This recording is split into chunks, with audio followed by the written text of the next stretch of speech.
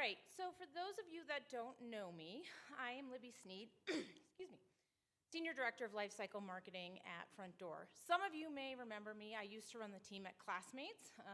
They send a little bit of email. Excuse me. And previously, I was also at Porch and Avo. I want to tell you a little bit about myself first. I'm a decent skier. I am a terrible mountain biker. I do like it, though. And I'm very passionate about all things lifecycle marketing. So before I dive into what we do, or what I'm going to talk to you about, who is Frontdoor? How many of you have ever heard of us? That is a surprising amount, which is fantastic. We are not Nextdoor. We are Frontdoor. And we have two main flagship brands that have two completely different, unique consumer bases.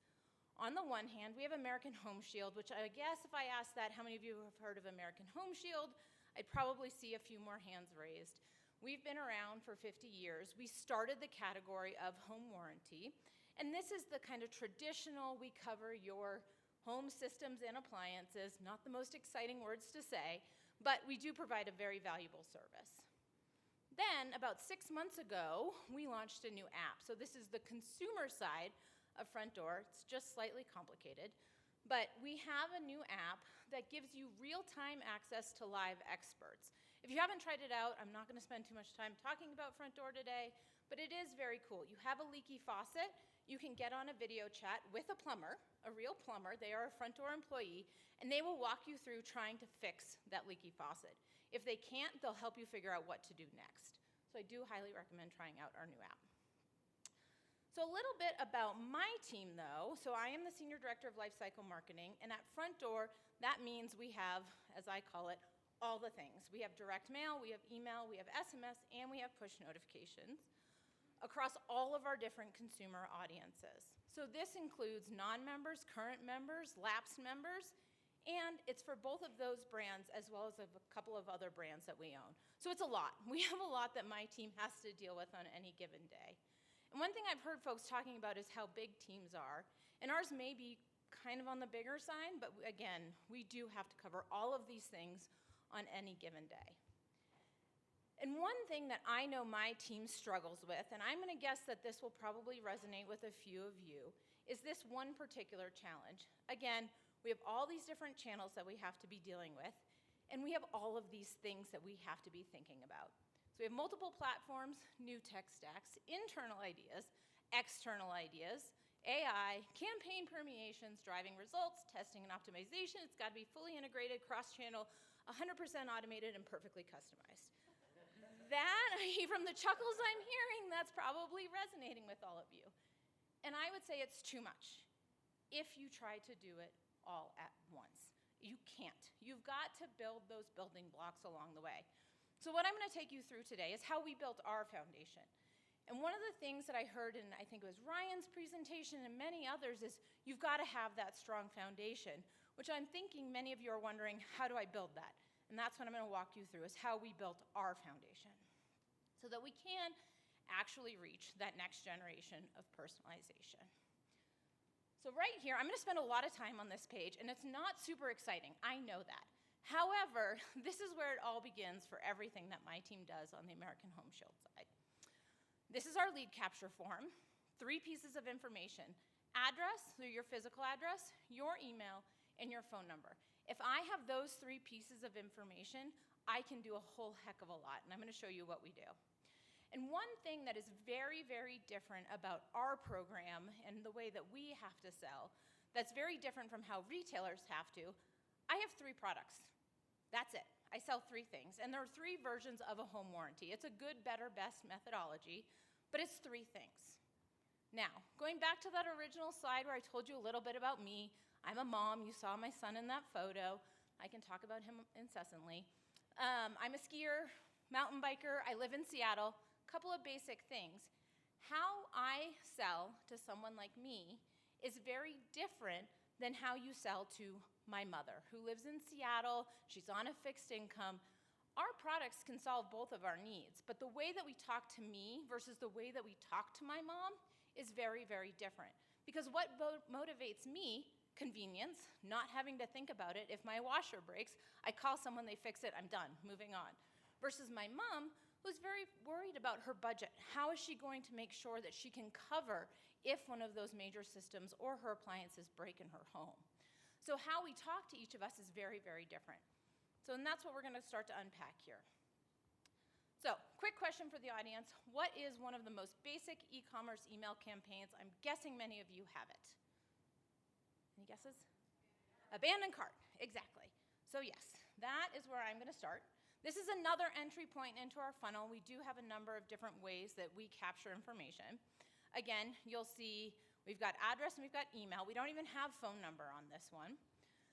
This is the start of our whole program. This is our abandoned cart. This is our first touch. Now, one thing that is unique about us is when we get that information from you, we generate a quote. And we're going to tell you how much it's going to cost for each one of our plans. That quote is good for 4 days. So what we've done is we've aligned our abandoned cart to that quote time. So as soon as you abandon, a few minutes thereafter, we send you your first abandoned cart. And then every 24 hours thereafter, for the life of your quote, so 4 days, we continue to add on another touch point. It reminds you of who we are, why you should consider one of our plans, and then also highlights different offers that we currently have available.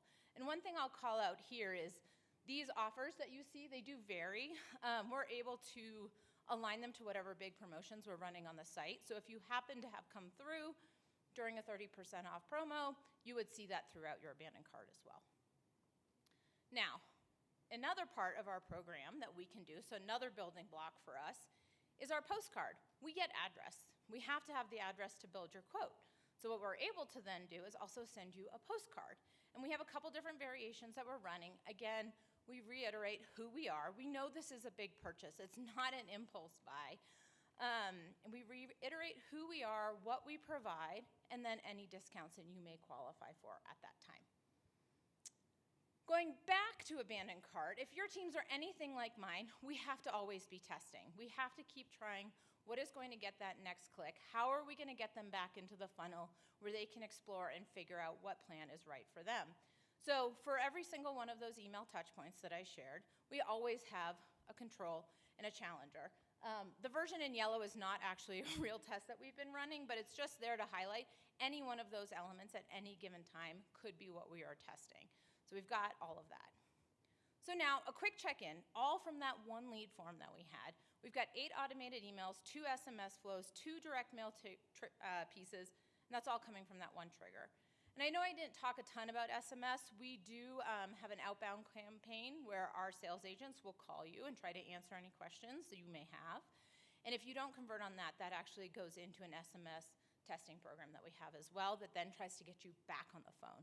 We know this is a really big decision that you have to make, and that's why there's so many different inroads to making that decision. All of these pieces combined make up 30% of our monthly email units. And I can't share with you, unfortunately, legal, what percentage of overall units come from email, but it is significant for our business. So this piece right here is one of the most critical things that my team does.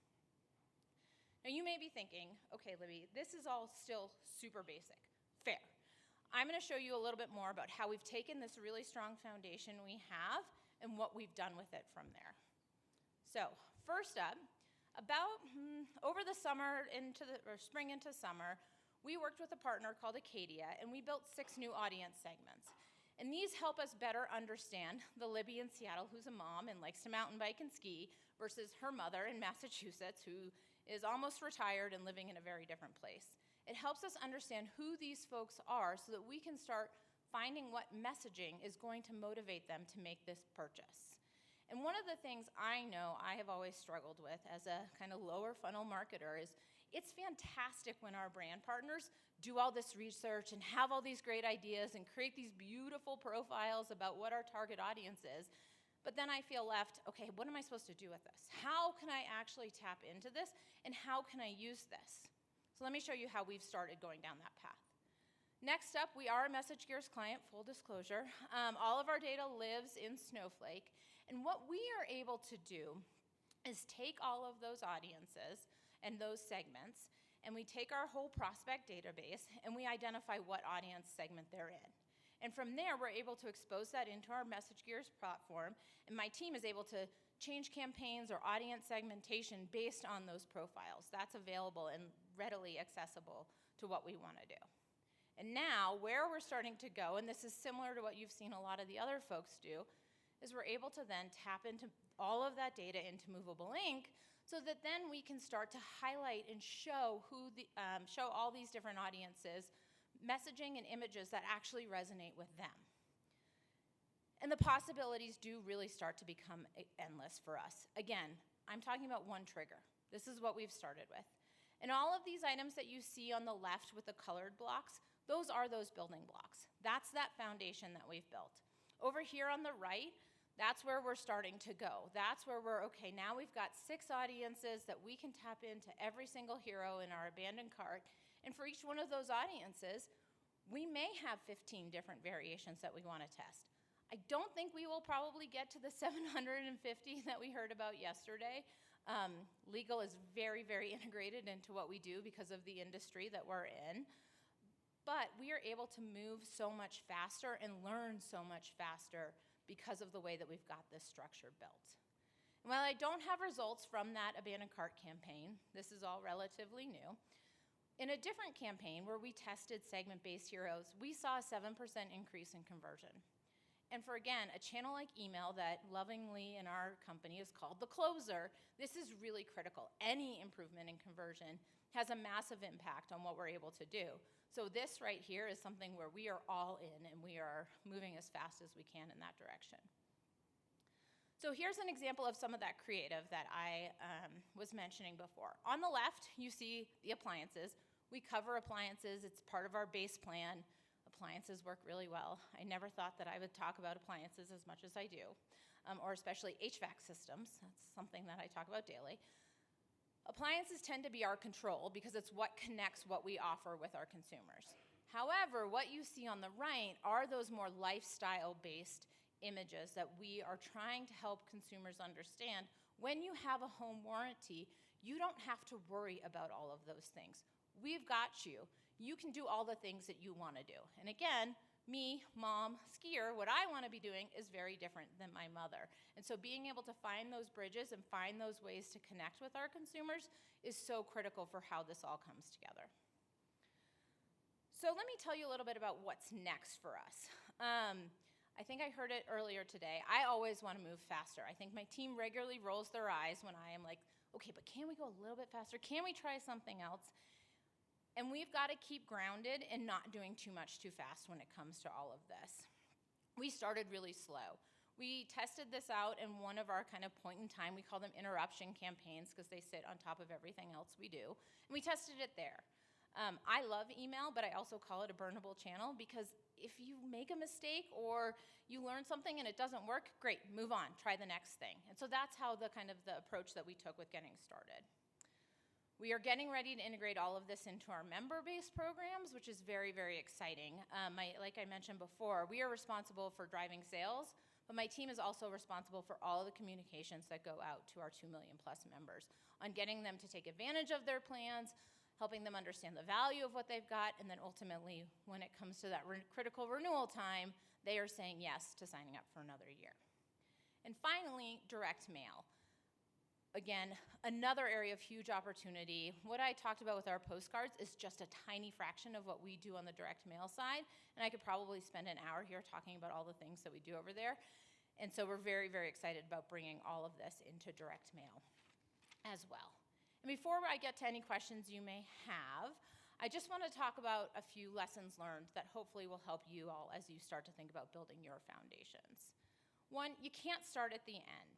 You've got to build those building blocks, and do not try to do it all at once.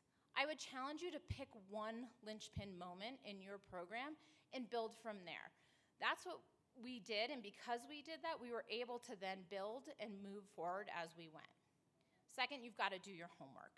It's not the most exciting thing, but I challenge it's the most critical. If you don't have that strong foundation, it's all going to start to fall apart when you try to add more and more on. And thirdly, you've got to build layer by layer. If that slide from a few moments ago that I shared with that kind of very nicely laid out map, if I had told my team, hey, we're going to go build this right here, right now, they would have mutinied. I know that. But because we were able to build in this kind of very iterative, step-by-step process, figuring out what our most critical data points were, and taking those, I'd say 2 to 3, maybe 5 at most data points. Start with those, challenge yourself to boil it down, and figure out what you can do with just a little bit, and then add on. You're gonna learn so much along the way. I know where we are today is not what I would have envisioned 6 or 9 months ago. We would be, but it's so much better because we learned so much through the process, and don't skip the journey. It is the most important part of how this all starts to come together. And finally, we've been able to better understand, because we took this approach, what's connecting with our consumers. And at the end of the day, it doesn't really matter what I think is going to work. It matters what's going to connect with our consumers and drive those KPIs forward, because that means that we're doing our job by delivering what they need. So thank you all for your time today. I'm happy to answer any questions you may have. And that's it. Wonderful, thank you.